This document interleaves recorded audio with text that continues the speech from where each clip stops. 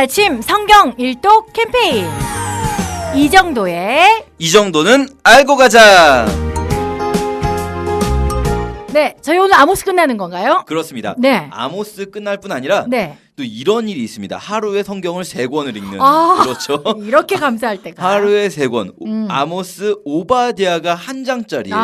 감사하죠. 그리고 요나까지 오늘 나갑니다. 예. 먼저 아모스 이제 한 장 남았어요. 9장. 아모스서 1장부터 쭉 읽으셨다면 이거 지금 지진이 일어나기 2년 전에 심판을 예언하는 것이다. 네. 회개하면은 지진이 안 일어날 수도 있겠지만 회개하지 않으면 지진이 일어날 거다라는 예언을 하고 있다는 것 아실 텐데요. 아모스 9장 1절에도 주께서 제단 곁에 서서 기둥머리를 쳐서 문지방이 움직여서 문지방이 부서져 떨어져서 머리에 떨어지게 한다. 이런 것들이 이제 지진을 보여주는 건데 9장 앞부분에서는 그러한 지진 속에서 한 사람도 도망가지 못하고 피하지 못한다.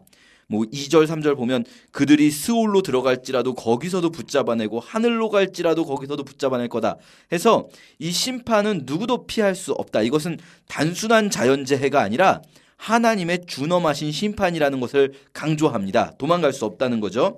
그러면서 이제 9장 7절에서 여호와께서 말씀하시면서 이스라엘 자손들아 너희는 내게 구스 족속 같지 않냐. 구스 족속 에티오피아죠. 네. 내가 이스라엘 애굽 땅에서 불러낸 건 특별한 게 아니에요. 왜냐하면 내가 똑같이 블레셋 사람을 갑돌에서 아람 사람을 기르에서 올라오게 하지 않았냐. 이 블레셋 민족 같은 경우도 크레타섬 갑돌이라고 하는 곳에서 하나님께서 불러오셨다 하면서 너희나 블레셋이나 에티오피아나 시리아나 다를 바가 뭐냐. 다를 게 없지 않냐 나한테. 니네가 뭐 나한테 더 잘하는 것도 아니고. 그럼에도 불구하고 하나님은 8절 보라 주 여호와의 눈이 범죄한 나라들 이런 나라들을 주목하는데 내가 그것을 멸하리라. 그러나 이 부분이 중요하죠. 그러나 야곱의 집은 온전히 멸하지는 아니하리라. 너희들 다 똑같지만 그러나 너희는 내가 끝까지 완전히 멸하진 않겠다.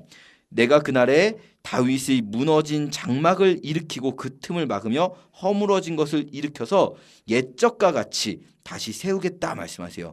이 다윗의 무너진 장막, 여기서 주의할 단어 말씀드렸었는데 장막이죠.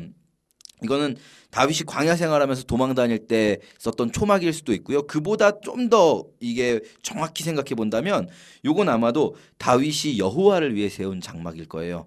왜냐하면 우리가 흔히 성막이라고 부르는 것은 이 사무엘상 4장에서 블레셋의 침공 때 파괴가 되었고요. 그리고 나서 이제 성막이 없었다가 솔로몬 때 성전을 짓잖아요. 그 사이에 다윗이 성전을 짓지 못하고 장막을 먼저 만들거든요. 그런데 하나님께서는 그 거대하고 화려했던 솔로몬의 성전을 세우겠다고 하시는 것이 아니라 그 장막을 다시 일으키시겠다는 거예요. 이거는요, 어떤 앞에서도 사실 다윗처럼 악기를 만들고 노래하는 걸 부정적으로 묘사했거든요. 그러니까 중요한 거는 화려한 음악이나 거대한 성전 뭐 이런 뜻없는 열정이 아니라 우리 찬양 가사 중에도 있지만 하나님을 향한 순수한 믿음, 그것을 하나님이 다시 회복하신다는 거죠. 아모스서는 이렇게 마무리가 됩니다. 네. 그래서 정리하면 지진 날 거다. 정신 차려라. 그런데 정신 못 차렸고 지진 났죠. 자, 오바댜. 네. 오바댜서 한 넘어갈 장짜리. 텐데요. 한 네. 장짜리요. 정말 짧아요. 21절밖에 안 돼요. 예. 한마디로 말하면 네. 에돔 멸망을 예언하는 겁니다. 에돔이라는 나라가 멸망할 거다. 에돔이 그럼 뭘 잘못했나? 이 시편 137편 보면요. 137편 7절에 여호와여 예루살렘이 멸망하던 날을 기억하시고 에돔 자손을 치소서. 그들의 말이 헐어버리라 그 기초까지 헐어버리라 하였나이다.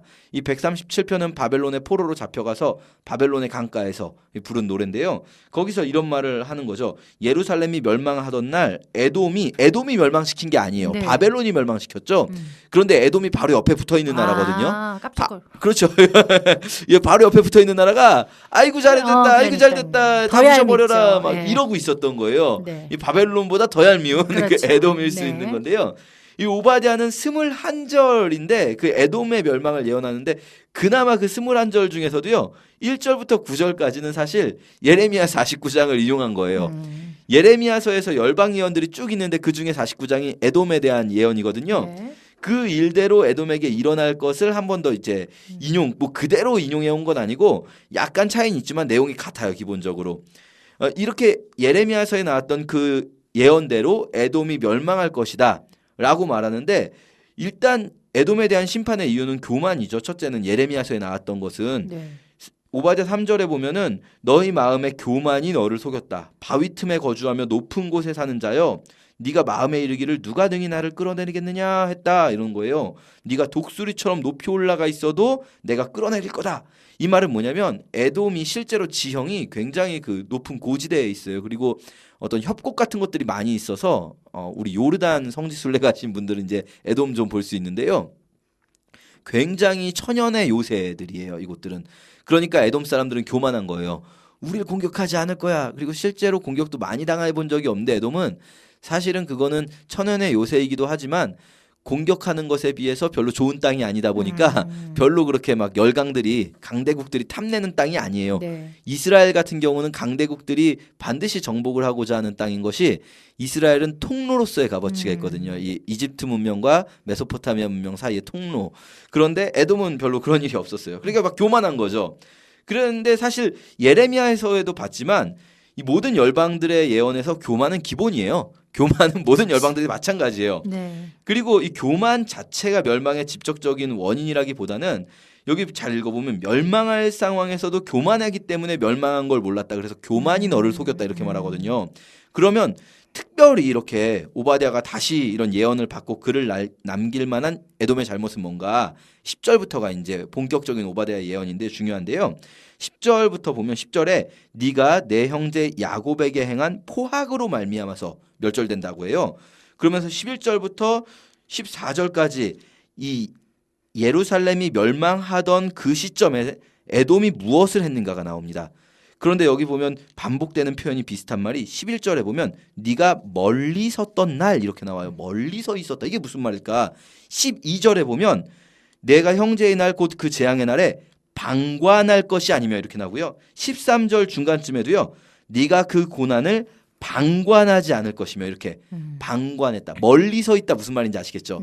멀찌감치 서서 형제가 고난을 당하고 있는데 그냥 이렇게 남일처럼 보고 있었던 거죠. 에돔의 문제는 그거였어요. 에돔의 문제는 형제의 아픔 혹은 이웃의 아픔을 보고 거기에 내가 동참하고 마음 아파하는 것이 아니라 멀찌감치 서 있던 거고요. 사실 더 읽어보면 11절 12절을 더 읽어보면 그냥 멀찌감치 서 있었을 뿐이 아니라 네가 그 형제의 날 곧 그 재앙의 날에 방관할 것이 아니며 유다 자손이 패망하는 날에 기뻐할 것이 아니며 기뻐했다는 거예요. 그러니까 그렇죠. 기뻐하지 말았어야 되는데 기뻐했고요. 그 고난의 날에 내가 입을 크게 벌릴 것이 아니며 막 너무 좋아했다는 거예요. 막 에돔이 아이고 잘됐다 그러면서 13절 내 백성이 환난을 당하는 날에 네가 그 성문에 들어가지 않을 것이며 환난 당하는 날에 네가 그 고난을 방광하지 않을 것이며 환난 당하는 날에 네가 그 재물에 손을 대지 않을 것이며 재물에 손을 댔다는 거예요. 이건 뭐냐면 예루살렘이 멸망한 후에 바벨론은 사실 금방 떠나갔어요. 바벨론이 이 예루살렘을 계속 막 죽치고 앉아서 여기를 다스리고 있지 않거든요. 예루살렘은 그럴 만한 전략적 가치는 또 없는 곳이에요. 이 일부만 남겨놓고 갔죠. 그러니까 에돔 사람들이나 이런 옆에 있는 사람들이 와서 약탈을 하는 약탈을 해가는 거예요. 그 에돔이 그렇게 재물에 손을 댔고요. 14절에 보면 심지어 내 거리에 서서 그 도망하는 자를 막지 않을 것이며 고난의 날에 그 남은 자를 원수에게 넘기지 않을 것이라. 도망가는 사람들을 네. 이 사람들이 도망갈 때 어디로 가겠어요? 뭐 에돔 쪽이나 모압 쪽으로 갈 텐데 도망가는 사람들을 잡아다가 팔아버리는 거죠. 노예로 팔고 뭐 전쟁에 패배한 이 나라의 백성들의 운명이라는 게 그렇죠. 보통 노예로 팔리고 이럴 텐데 에돔이 이제 그런 짓을 했다는 거예요. 그러니까 이 지금 오바댜서는요. 에돔이 그냥 이방이기 때문에 멸망시켜야 된다 이런 말이 아니고요. 예루살렘 멸망 시에 그 예루살렘의 멸망을 보고 기뻐한 형제를 돕기보다는 방관한 그리고 무엇보다 적극적으로 나서서 그 멸망을 자기들의 이득에 이용한 그 에돔에 대한 심판을 말씀하십니다. 우리도 이런 것들 보면서 그냥 적극적으로 내가 돕지는 않았지만 나는 그래도 나쁜 짓은 하지 않아. 요건 선이 아니에요. 선을 행하지 않는 것은 악이에요. 그렇게 우리가 볼 수 있고요. 오바댜서 뒷부분에서는요. 15절 이하에서는 역시나 예루살렘이 회복될 것을 말씀하세요. 그러면 그 예루살렘에 회복될 때 나머지 그 만국, 에돔을 포함한 만국은 심판을 받게 될 것입니다. 그것을 말하면서 이 시온에서 구원이 있을 것이다. 마지막 절에 구원받은 자들이 시온산에 올라와서 에서의 산을 심판하리니 나라가 여호와께 속하리라. 이렇게 말씀하시면서 오바댜서 마치게 되고요. 요나서로 넘어갑니다. 네. 사실 이 요나서 이야기는 너무 잘들 아세요. 그쵸. 요나서 뭐 주일학교에서 많이 들으시는데 그런데요. 사실은 요나서가 되게 쉬운 본문이라고 생각하시지만 오랜 시간 동안에 가장 해석이 어려운 본문 중에 하나로 손꼽힌 게 요나서거든요. 그렇군요. 네. 요나서는요 굉장히 다양한 해석이 가능해요. 그래서 오늘은 우리가 평소에 들었던 그 스토리뿐 아니라 네. 이 12권의 소선지서 전체의 문맥에서 요나서가 어떤 역할을 할까? 요걸 좀 말씀드려 보려고 하는데요.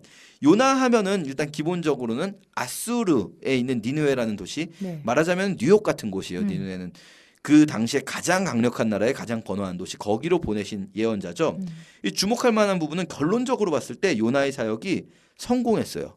무슨 말이냐면 아모스 같은 경우는 회개해라 지진 날 거다 했는데 회개를 안 하죠. 그래서 지진이 나거든요. 네. 요나는 똑같이 회개해라 재앙이 올 거다 했는데 회개했죠. 회개해요. 네. 그래서 재앙이 안 와요. 네. 니느웨가 멸망하지 않았던 거죠. 그러니까 이 12권 전체를 통틀어서요. 어떻게 보면 요나는 가장 성공한 예언자예요. 네. 어떻게 보면. 그 대부분은 실패했거든요. 물론 성공한 예언자도 있긴 하지만 대부분 실패했는데 요나서에서는요. 이 요나의 예언 자체를 소개하기보다는 이 예언의 배경을 설명해 줘요. 어떤 배경이 있는가 이야기인 거죠. 예언 선포된 내용 자체보다는 성공 배경이죠. 그런데 하필이면 그 성공 케이스가 유대인이 아닌 거예요. 이방인들인 거예요. 이방인. 네. 그냥 이방인도 아니고 너무 악하다고 하는 악의 대명사인 아수르예요. 아수르는 나중에 결국 북이스라엘을 멸망시키게 되는데 북이스라엘 멸망뿐 아니라 다른 나라들에게도 엄청나게 포악을 행하는 나라예요. 아주 나쁜 나라인데도 얘네들이 회개했고 돌아왔다는 거예요. 그런 생각을 하면서 요나서를 보게 되면요. 이 요나서가 요엘서에 나왔던 표현들을 쓰고 있어요. 이 요엘서에 나왔던 표현들을 어떻게 사용하는지. 그래서 요나라는 선지자를 통해서 이스라엘의 어떤 영적인 상태를 보여준다고 할 수 있어요. 먼저 1장부터 보면 오늘 3장까지 읽을 텐데요. 1장에서는 요나가 여호와의 얼굴을 피하려고 일어나서 도망가죠. 아니 여호와께서 말씀하시면 그 말씀대로 따라야 되잖아요. 선지자가. 우리가 생각할 때 선지자는 무슨 일이 있어도 따르는 자들이잖아요. 그렇죠. 그런데 지금 여기서는 여호와의 뜻보다 요나에게 중요한 건 민족주의예요. 민족주의. 우리만이 구원받는 민족이에요. 네. 근데 그거를 여호와께서 어겨버리시면 안 되는 거예요. 여호와가 어기면 선지자라도 도망가 버리는 거죠. 그래서 이제 민족주의에 빠져서 도망을 가는데 그때 그 배에 엄청난 풍랑이 일어나게 됩니다. 그때 폭풍이 일어났을 때 우리가 또 생각하는 건 이런 풍랑이나 어떤 어려움이 있을 때 선지자에게 기대하는 게 뭘까요? 선지자라면 마땅히 기도하고 있어야겠죠. 그렇죠. 그런데 보면요. 5절에 사공들이 두려워하여 각각 자기의 신을 부르고 배를 가볍게 하려고 하는데 요나는 자 보세요. 사공들은 뭐 하냐면 기도하고 있는 거예요. 네. 비록 다른 우상들에게지만 기도하는데 정작 선지자는 잠이 들어 있어요. 재앙 앞에서 잠들어 있는 뭔가 선지자가 기도해야 될 것 같은데 그러지 않는 이것이 이제 이스라엘의 어떤 영적 상태를 보여준다고 할 수 있는 거죠. 오히려 1장 6절은 더 재밌는 건 뭐냐면 선장이 이방인이요. 선장이 요나에게 가서 말하는 거예요.